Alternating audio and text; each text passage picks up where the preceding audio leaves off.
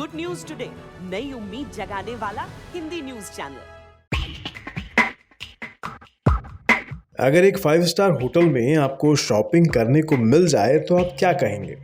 आप कहेंगे 5 star hotels में भला शॉपिंग होती है क्या?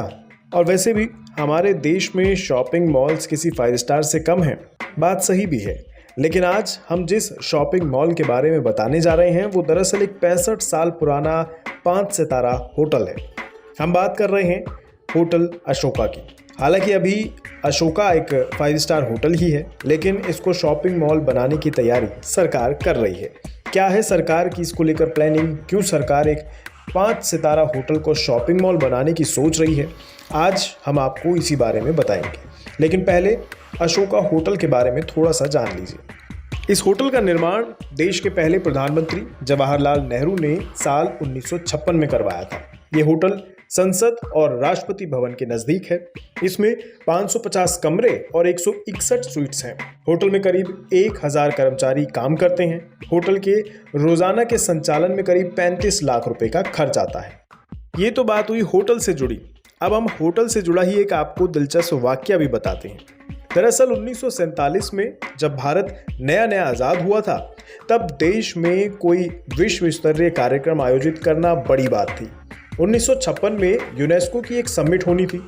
तब भारत के पहले तत्कालीन प्रधानमंत्री यानी पंडित नेहरू ने सन 1955 में पेरिस में हुई यूनेस्को फोरम की बैठक में सुझाव दिया कि भारत अगले साल समिट कराने के लिए तैयार है। लेकिन इसमें सबसे कमाल की बात यह है कि उस दौर में भारत में एक भी 5 स्टार होटल नहीं हुआ करता था जहां विश्व भर से आने वाले गेस्ट को ठहराया जा सके। ऐसे में तब नेहरू जी ने ही 5 स्टार होटल अशोका को बनवाया था। अब आते हैं अपनी कहानी के मेन पार्ट पे। दरअसल केंद्र सरकार राजधानी के इस आलीशान इलाके में स्थित होटल दी अशोका को निवेशकों को पट्टे पर देने की योजना बना रही है। आने वाले समय में ये होटल बहुउपयोगी भवन में तब्दील हो सकता है। इसमें मॉल और सर्विस अपार्टमेंट सहित कई अन्य सुविधाएं विकसित हो सकती हैं।